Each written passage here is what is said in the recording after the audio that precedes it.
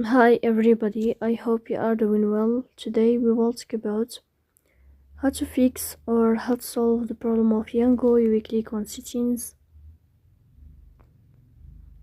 then we click on apps, default apps, app settings.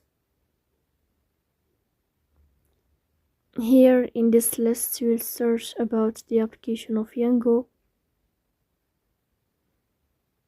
In this page of app info, you will go to first stop and you will click OK. Here you will click on storage, then we click on clear cache. In the end we go to Play Store. We'll search about Yango app. If you find update, then you can update your app here. So please don't forget to support us by like and subscribe. See you next time.